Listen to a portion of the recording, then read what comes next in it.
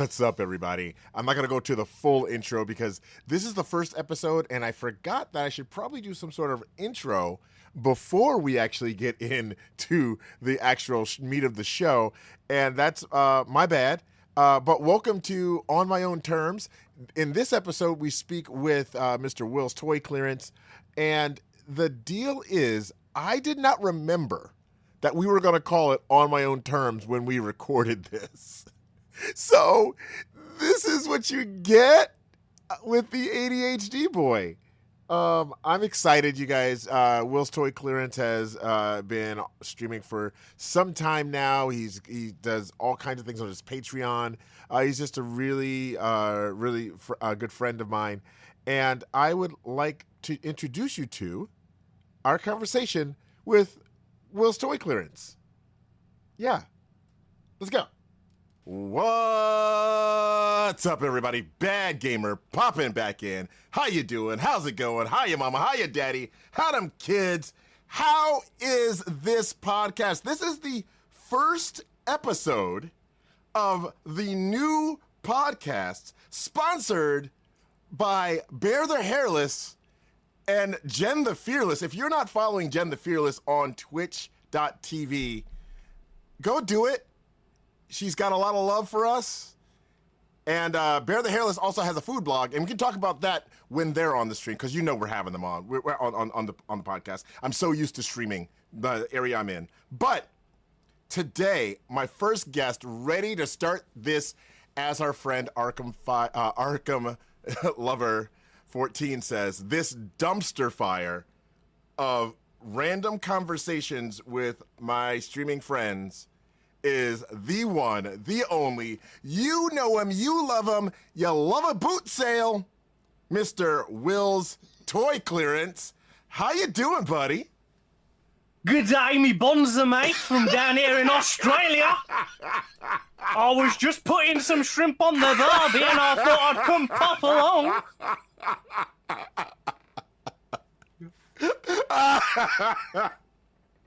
Okay, it's a callback. So the theme of this whole podcast is we don't know what we're talking about. We might have a couple of things that we want to talk about, but it's not like, oh, this is the whole subject. It's just ramblings with a bad gamer. I don't even know. Actually, somebody had a better title, and I don't remember what it was. But it's going to change. So when you hear when you see the podcast, it's going to be renamed. But, okay, so back to it. Where did that come from? Why did you go Australian on me right there? Oh, now that is a question. I believe back in the early days of Twitchingtons. Sorry, I've gone all English now. Sorry, I've gone from one to the other, you know, darling. When we met, which I believe was on Edge channel? Yes. Safe guess? Yeah, Edge channel. Because I was up at crazy times during the night watching Ed, you thought I was Australian, and I just ran with it. As I do with the joke, yes. As we talk 5 years later, I'm still dragging it out for every comic gem it can provide. And the funny thing is, I also, when I was, I do another channel called God Games and Geekery, and I was doing a workshop, and you wanted to see that at our youth conferences, and you wanted to see it, and I tried to tell people about you and why I was recording it, and I tried to do my English accent, and it completely turned Australian because I had in my brain Australia. Of course, I'm known for accents with my beautiful Texas accent. Oh. Talking of Bear the Hairless and Jen the Fearless, and our good friend who no longer streams, Mr. Mulrat. Yeah. And the Bear the Hairless song, that was horrendous Texan. That was Texas. Or a state across. It sounds better on the recording. But I'm well known for terrible accents. Done in good faith, let me tell you. They're supposed to be accurate. Oh my gosh, sir. Oh my goodness, gosh golly. So for those who are want to know a little bit more about Will, just real quick, because this is not what we're focusing on. We're focused on getting to know you. But what is your vibe on Twitch? Well, that would be a little bit of backstory there. I am a full-time care person for a parent, which I love very dearly, and my Twitch streams are me escaping from those adult responsibilities twice, 3 times a week for a couple of hours, and chilling with friends that I can't have in England because I just don't have the time.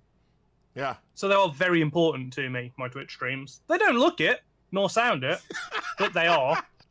So we're very cozy, we're very family. Yes, we play some, let's face it, some terrible games, retro and new. Yeah. But that's just part of the entertainment. It doesn't matter what we're playing, we're just hanging with the game, has always been my adage to streaming. Nothing else matters. I don't always get to pop into your streams because we stream almost at the same time. Almost, like I think you start just slightly after I do, and I end and have to like jump out to work. Yeah, right? this is the 5-year thing, because originally we used to follow into you.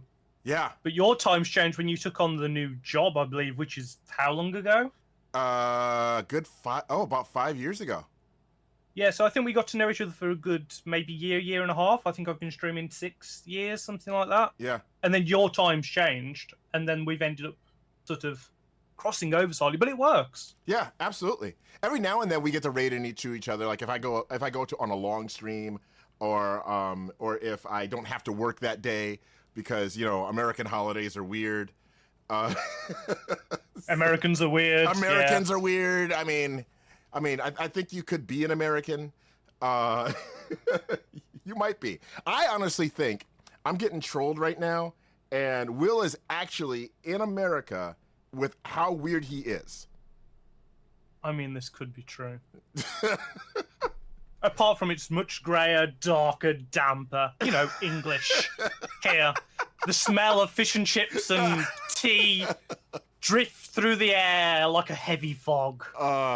You just talked about a few things that I do want to hit on, because we've had these random conversations in your stream. And that's one thing I love about your streams is we will be on one like super serious conversation 1 minute, and then within 30 seconds we're in something totally off the wall and crazy. Get back to the super serious, and like it's a conversation with a good 10, 12, 30 of our friends, just hanging out.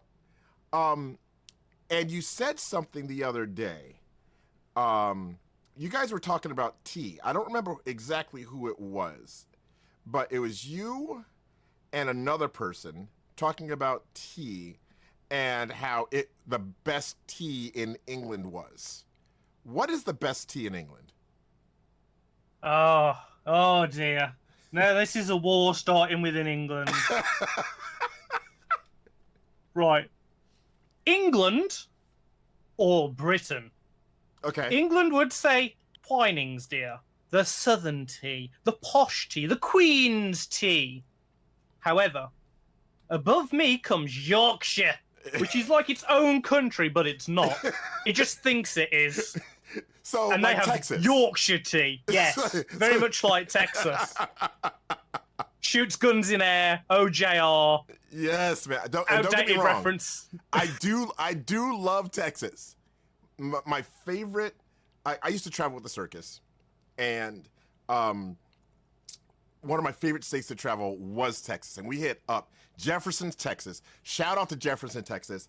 Jefferson, Texas, if you are listening, you have the best strawberry milkshake I have ever had in my life at some little pharmacy type deal thing, but they had a little soda bar in the middle. Best strawberry milkshake. But go on with the tea. Sorry.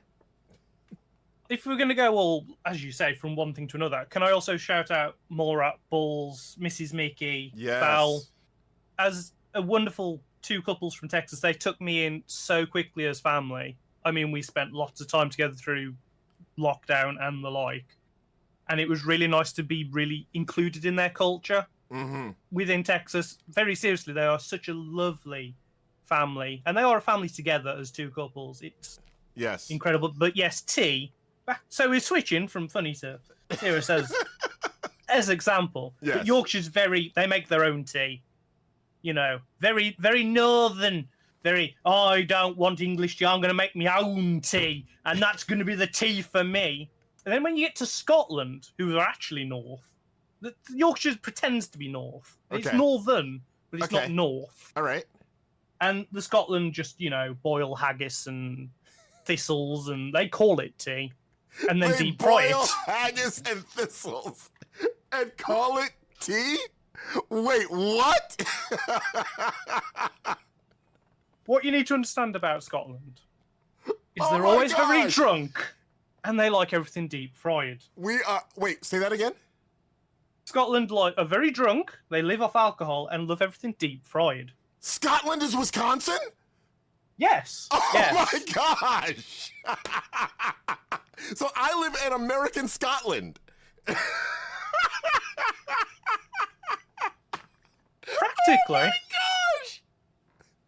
And then we haven't even talked about the Irish. Oh no. The Irish have their own tea, which is just alcohol with herbs in it. We are offending somebody, and I apologize, but I'm learning about the world. And if you look, put all your corrections in the comments.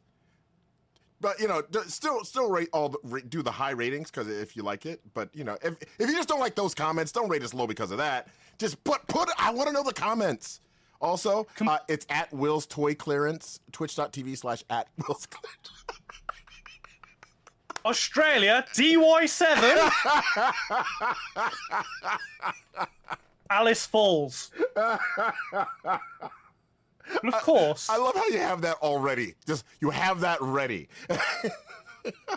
The sad and tragic truth about tea is it's all from India. Right? Very little is actually made in England.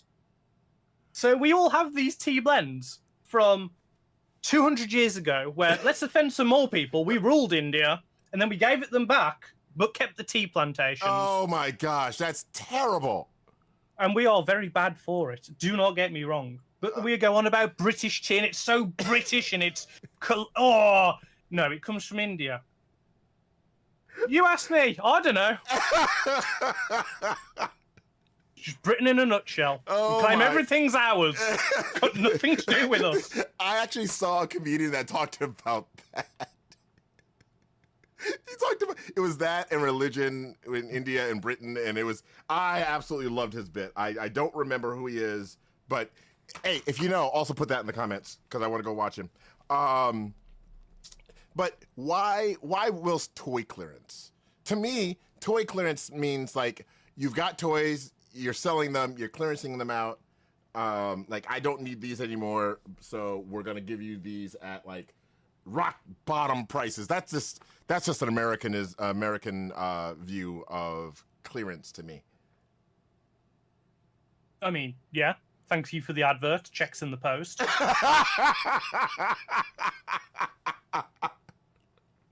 So that's exactly what it is.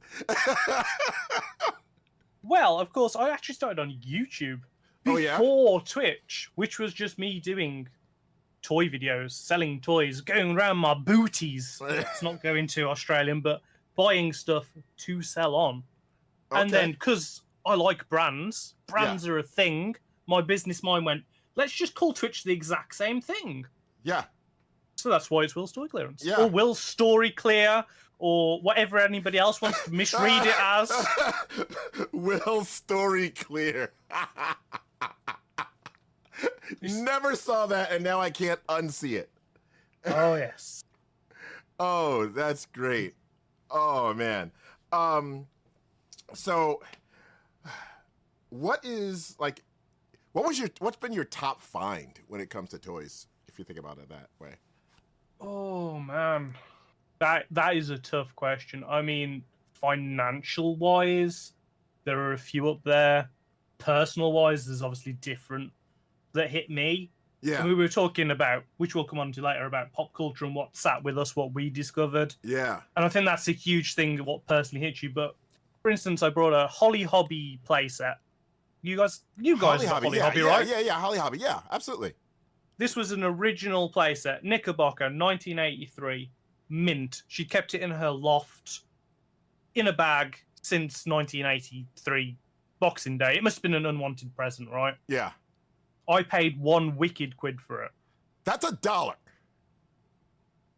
It's about the same. A quid is like us saying a buck, right? So it's like a pound, quid, dollar, buck. And then I went on to sell it for $750. Shut up! Bro! But you know what I really like about that story? What's that? The lady that brought it had been looking for one for 20 odd years. It was the present she never got. We spoke about it. We talked about it.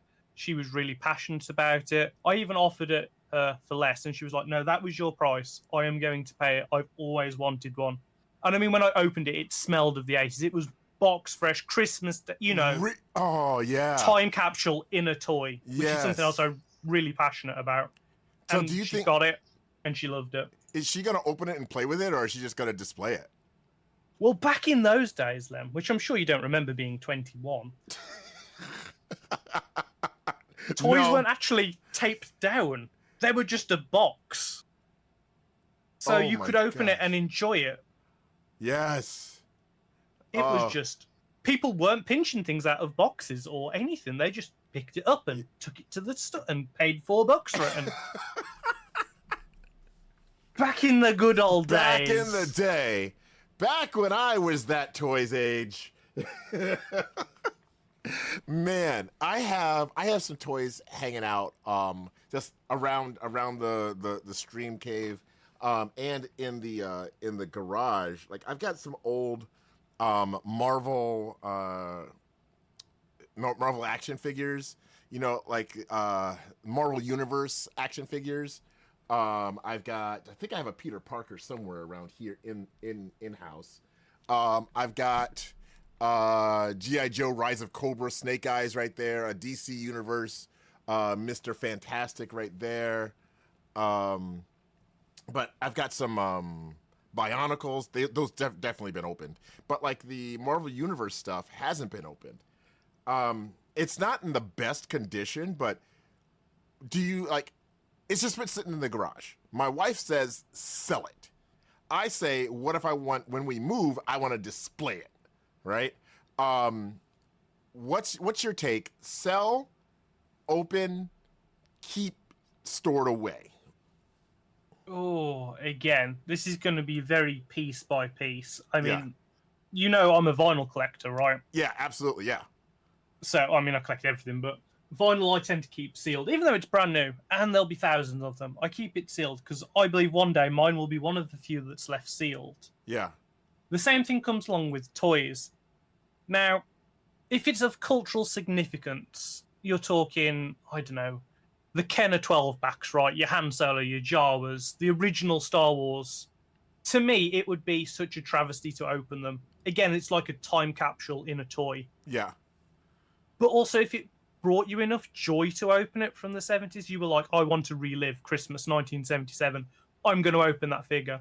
I'm going to lose $15,000, $20,000 by opening it up. It's a big decision. Whew. That's a lot of money, but if it brings you that much joy. So with toys, it's very much the same. If you find that joy in keeping them, keep them. They're never going to go down in value at this point because they're vintage. Right. And I mean, I could talk to you for hours about how terrible modern toys are. Okay, wait. You use the term vintage. What year is considered vintage now? It depends what it is. Pokemon is vintage, in theory. Really? So you're talking 1996, 97? Oh my goodness. Don't worry, that's the year I was born. I'm also vintage. But again, it's to millennials, right, who are like 12, and they're like, oh man, they're so old, man. What the hell is a telephone? How do you work a VHS? Where's the screen on it, man? My opinion of the youth is also terrible. But you get my point. My opinion of the youth is also terrible.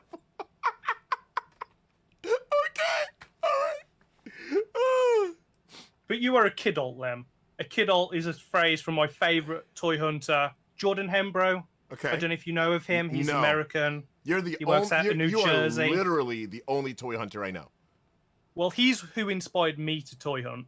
Okay. He was so passionate about toys, the story behind them, and he came up with kidult, which is an adult who collects toys or their childhood. Okay. So to me, if that toy has value to you more than what it sells for, you keep it. You sell like you've got an awesome comic book collection. Yeah. I was just reading through some stuff from '91 the other day. Did you enjoy it? Oh heck yeah! That's why I'm not selling them. Did it bring back memories? Dude, the ads. I opened a comic the other day that had an ad for the original Final Fantasy VII, and I was like, "Oh my gosh, this is when that came out." So therefore, that is priceless to you. Yeah. I collect like old newspapers from my band Queen, and it'll be an advert for one of their albums in 1974. But you look through the other adverts, the charts at the time. Again, modern music is all terrible. Yeah. And just the nostalgia, again, it's a time capsule, right? You read something from the 91, it takes you back to 91. You open a figure or display a figure from 1960, you're back in 1960. If you believe it, if you love it, you keep it. Yeah. Is my opinion. If you want to give it on, you want to give it to a new generation to enjoy, which is a massive argument for. If you really feel somebody's going to appreciate it, sell it on. Yeah, I've been thinking about that because I've got, and this is just right now. You can see these here. I've got a stack of cards. Like now, I have the completed sets of these two, but this is a Marvel, a Colossus gold foil signature series by the Hildebrandt brothers, Marvel Masterpieces, and this was '94. These are just sitting out. Like, I have them. They're just sitting out, and they look fantastic. I'm tempted to look up how much each card is and start selling them. But, god darn it, I love this art. I've got an original full set of all of these.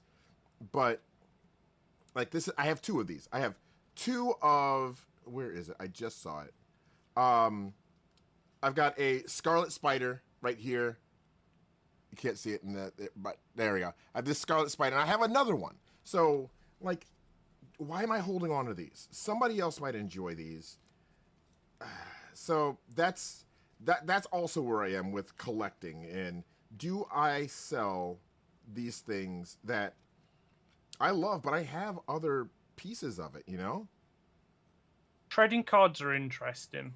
They're like modern art, if you like. They're super rare ones like a Picasso or a Van Gogh.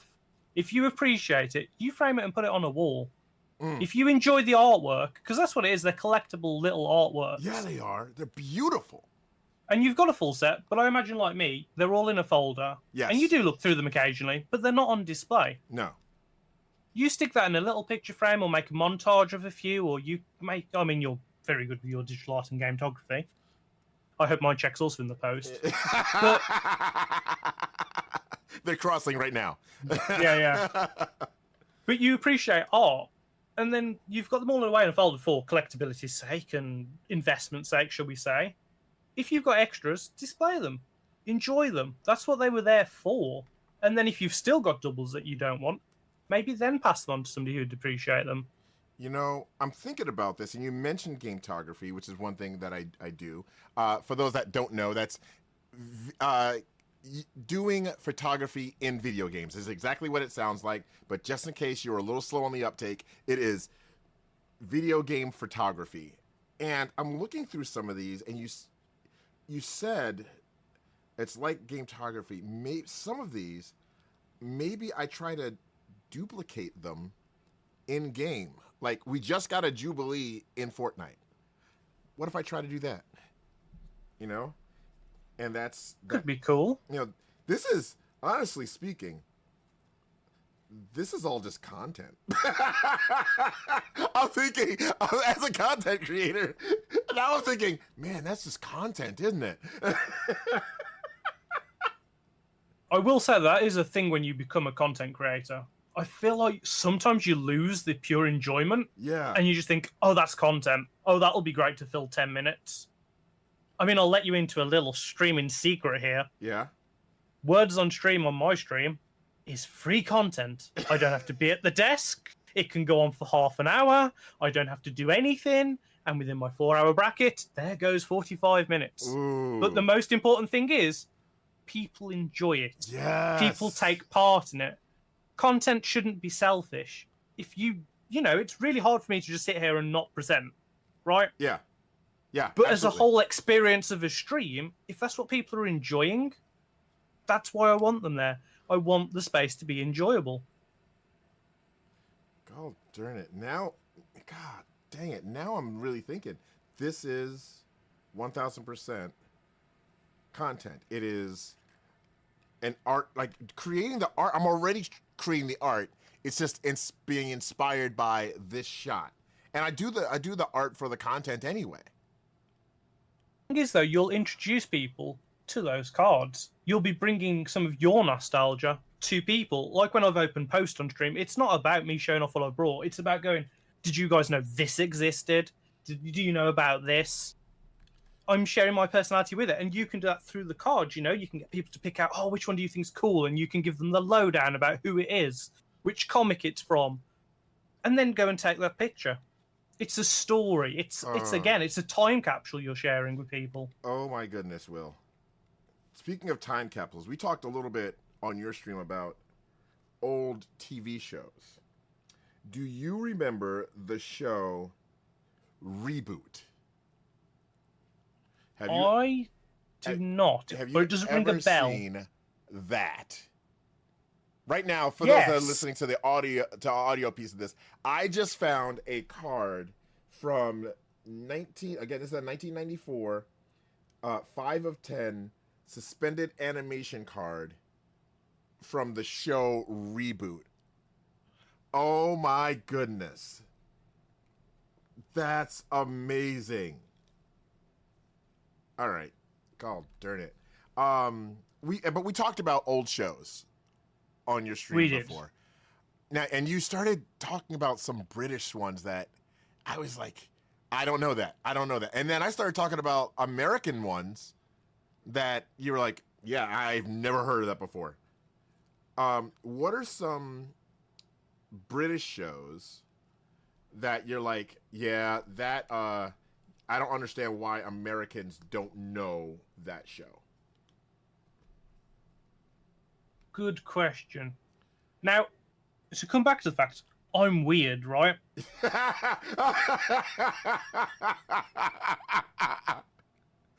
Yes, we established this, yes. So, my early days of watching television actually take me back to the 1930s and Buster Crabbe playing Flash Gordon because I like Queen, who made the Flash Gordon soundtrack, who made the film. So I, being weird me, go back and go, let's go and look at episodes of Flash Gordon because I love the film so much. And went back to 1930s black and white, 10-minute serials, Robin of Sherwood, all the really, really old. Yeah. Well, to me, old. So my telly tastes and what I'll go and watch are very different to a lot of England, I would imagine. Okay. And then I didn't grow up with, like, the Disney Channel early on. Right. Or a lot of Cartoon Network. So I got what was free-to-air sort of stuff. So a lot of it's like Scooby-Doo, The Real Ghostbusters, Mask, Turtles. Oh, yes. Lots of, like, mid-80s, early 90s sort of stuff. But then a lot of, like, The Fall Guy, 70s real, $6 Million Man, Bionic Woman, Man from U.N.C.L.E., sort of. Mask. Okay, so those who don't know, Mask was an old show, I want to say late 80s, early 90s, right? Where Somewhere around there. Yeah, where they would put on their mask, but their vehicles would also turn into different things. Like, I had the motorcycle that turned into the helicopter. I just thought that was the coolest thing. Very impractical, because easily a limb could get chopped off. It just I see we've hit health and safety. Yeah. Yes. just absolutely incredible. It's like Power Rangers meets Transformers mask, Yes. I suppose. Yes. To modern it up slightly for any younger viewers or listeners. Yeah, absolutely. And I know that there were some that I mentioned that you didn't recognize. And I ask our listeners, what are some of your shows you watched when you were younger? And I 1000% cannot wait to see in the comments what shows you watched, because that's going to tell us kind of who's listening to this. And what era they come yeah, from. what era they come from. Oh my goodness. Hold on. 1, 2, 3, 4, 5, 6, 7, 8, 9, 10, 11, 12, 13, 14, 15, 16, 17, 18, 19. I just pulled, and I only pulled a quarter of the stack of cards that I have over there.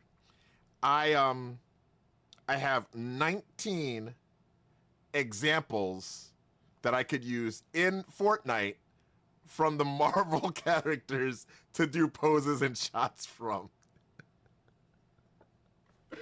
Oh my gosh, Will, you're a freaking genius. Laziness and godliness are very close. Look, here's the thing about I firmly believe about people that are lazy. You want to get something done well and fast, you talk to a lazy person. Exactly. Because they're like, look, I don't want to spend time on this, but I know it has to be done. So a lazy person will get it done well and fast. Now, that doesn't mean they won't work hard on it, but they just want it done faster than ABC guy who is doing it the old way. They'll find a way to get it done, and done to the point that you will never question it. And I mean never, because they don't want to have to come back out and do it again. So, an example for that, Yeah. there was a study done about architects. Again, my wide range of boring trivia here. An architect that rushes into a job will be terrible. You want somebody who's going to spend the time to be inspired and come up with something interesting and new and different and utilizes time and space, right? Mm-hmm. So people that rush into it tend to just stick to a square building that does this and this and this and ticks boxes. Yeah. Somebody that procrastinates, thinks about it, waits for inspiration, you will get a much better product. Mm-hmm. And I imagine that works on all different bases. You go and send somebody off to go and take a picture in Assassin's Creed like you did for me. Yeah. I procrastinated and I waited for the shot that I liked rather than, oh, okay, let's go and take a picture of a pyramid, of a cat, of whatever. Better things come to those that procrastinate, wait for that inspiration to hit them. Absolutely. Now, that's not to say that stuff doesn't need to get done. I think, you know. But I say that to say I will hold off. And some people will see it. People that are impatient may see that as procrastinating. And I see that as I want you to be wowed by what I'm doing. And if you're wowed by what I'm doing, it took the right amount of time. You always wow, sir. Thank you. Oh my goodness. So what are you playing now that is wowing you? Like, that's on or off stream? Because I've been playing some games off stream that I'm like, I really should have been playing this earlier. See, now, again, interesting. I only play two games a week, right, on stream. Mm-hmm. I'm playing Stardew Valley, and we've just finished Assassin's Creed Mirage, right? I do not play any games off stream anymore. as a streamer, I just got gamed out. I just get Mm. tired of it, looking at screens, playing games, and a lot of, oh, Will's going to hate the modern again. All modern games are very similar. You got a Ubisoft title this year, it'll be exactly the same next year with slightly different characters in it. Mm. So I've been actually thoroughly unimpressed with Assassin's Creed Mirage. Oh, really? The story was confusing. The game looked beautiful. Ubisoft do a wonderful in-game experience. I'm sure, as you well know from Game Talk, there's some beautiful landscapes they do. Absolutely. Characters. There is some okay story in there. It depends on the universe it's in. But I was just flabbergasted, spoilers ahead, that we've gone into Assassin's Creed and we've now gone Norse, Loki, and we're a god for the whole game. Mm. When previous Assassin's Creed we were in Rome and Greek gods, it feels like this is on trend with God of War. Let's do that now. Ooh. And it just Okay. disappoints you. All right. You know? Yeah. It doesn't mean that I didn't enjoy playing the game. Don't get me wrong, I enjoyed the Assassinate. I enjoyed the... I mean, I played Assassin's Creed maybe 50% of my streaming time. But when the end just doesn't meet your expectations, the disappointment of that franchise just hits you.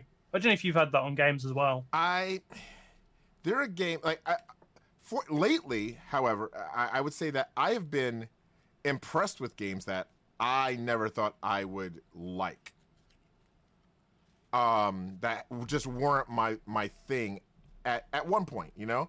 For instance, I never in my wildest dreams would have thought I would like not necessarily, I guess they're considered roguelikes. Like Deep Rock Galactic Survivor, or Brotato, or Be My Horde. Like the games where you pick up, it's like the bullet hell games.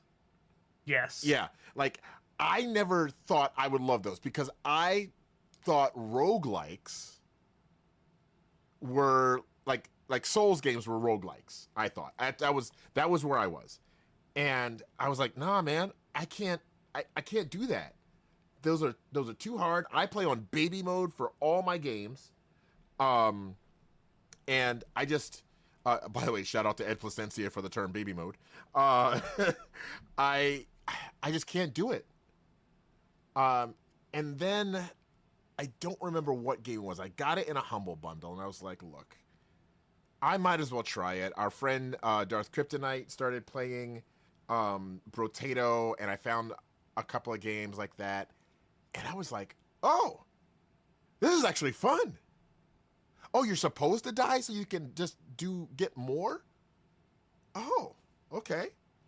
And so I started playing that, and then I played Sword of Ditto, which is a cute roguelike where you die, you come, and the whole thing is you die, you come back as a different character, but you are the holder of the Sword of Ditto, no matter what. And I was like, oh, okay, that's cool.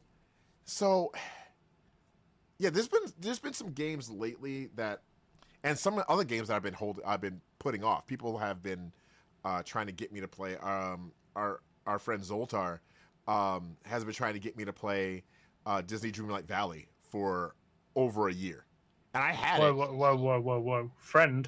Yeah. Friend. Just to annoy him, microwaving bacon. Person that I know of, Zoltar. Continue. So, I've been playing Disney Dreamlight Valley because our friend Gelfling Games said, has been playing it. I'm like, oh, okay, she's a new streamer. I really do want to watch her. I want to support her. And then, like, I'm like, oh, you can do that. Oh, you can do that. Oh, you can do that. Oh, that's great. But I just didn't think that it was the vibe for my channel. So I didn't play it. And like you, I was basically, other than Overwatch and Fortnite with some friends, was not playing games off stream. And I started playing it, and then I realized recently, very recently, they have a photo mode contest every week for in-game currency. Will, let me say it again. In-game photo mode contest for in-game currency so that you can get more outfits and props for the photo mode contest for in-game currency. I hear the Disney executives now printing the money as Lem has been addicted. Sir, I just entered my first, what they call the Dream Snaps, and then I entered my first one, and then on stream we got back to gametography by doing our Dream Snaps, right? And my love for gaming and that type of thing on stream, it's back. Like, we stopped doing gametography. The channel used to be called the Gametographers because there was a bunch of us that would stream on the channel. But then it ended up being life happens, and I understand. I have zero. Let me tell you out loud and proud, zero ill will to any of the people that were streaming with me or doing the podcast with me. I am so proud of what you guys are doing these days. Some of you guys settled down and just doing family stuff. Some of you guys are doing side projects. I love it. Absolutely love it. But I'm back to doing the gametography on the stream, and not only doing my own, but kind of teaching people how to look at photos when they're like in the Dream Snaps deal. We critique the photos. I know zero really about how they choose all the Dream Snaps and all that stuff. But I went through, I looked at this, these are the rules, this is the theme, how do we figure it out? And we went through, we talked about, if I was judging a photo contest, what would I look for? And we did about 20 different votes as a community on the stream, and it was so fun. And I know you're not supposed to look at numbers, and I'm not going to say numbers, but there were plenty of people, compared to some of my other streams, there were plenty of people interested in what we were doing. And that was a big deal for me. Can I say, something that I've always been incredibly proud of you in particular for is your ability to teach, to take the time, to be generous with your time, with your effort, with your... What can I say? You are generous with you. You will give people everything that you have the free time to do to help them do better gametography, to help them with whatever it may be. And when you're at your best is when you're doing that on stream, in my personal opinion. Like, the stream takes a different life. You, like me, when certain things just click in your brain, you're just free rolling that stream. It doesn't matter what comes up. You could hit with 1,000 questions. You don't feel it. You're just like, yep. And it's all wonderful and really cool to watch. You know, it's like you've gone into Top Gear, like into Overdrive, and you're just not missing a beat. It's a bit. I just sometimes I think I might come off as a bit much when it comes to gametography. Like, there is, like, I forget how much I love it until I'm back into it, and then I'm just. It's just, oh, we could do this. Oh, we could do that. What about this? What about that? Oh my gosh, I'm a half hour late for this meeting. Beauty, though, isn't it? Passion is beauty. When you're passionate about something, it's wonderful to watch an artist at work, a footballer on the pitch. Pick your sport, pick your hobby, right? Mm-hmm. When somebody's really in their element, it is such watchable streaming content. Which, when you come back and you were saying about, well, you weren't sure if you wanted to stream this game, it's not the vibe of the channel. Yeah.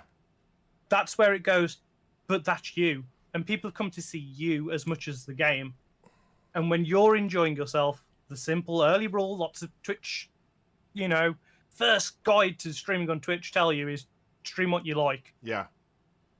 And we forget that. Yes. The longer you get into content creation, you forget. Absolutely, we forget it.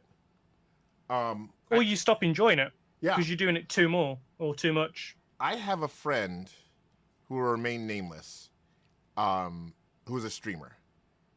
And he came to me and said, I'd like to play this game, but I'm not sure the stream will like it. And multiple times on the stream, we have said to them, we're here for you. Sometimes I don't even know what you're streaming. I have no clue what's going on. But the conversation that goes on with the community that we've built, and that's the other thing, guys. We just I love the community that we have in our circle. Everybody that you hear on this podcast now and going forward, we're all extended family, extended chosen family. There are folks that are in your stream that I've never watched, but I see them in your stream and I chat with them in your stream. And I know their names, so if they ever popped up, I'm like, oh snap, I know where I know you from. I think that's what keeps us going. And that's what I told him. I said, look, we're here for you. You stream whatever. I might not be able to comment on what you're doing, but I can keep the conversation going. If I was to Englishize this, yes. I consider our community a pub. Oh. A public house, back to its very basics, is a meeting place where people came together to drink, to hang out, to chat, to spend time with each other.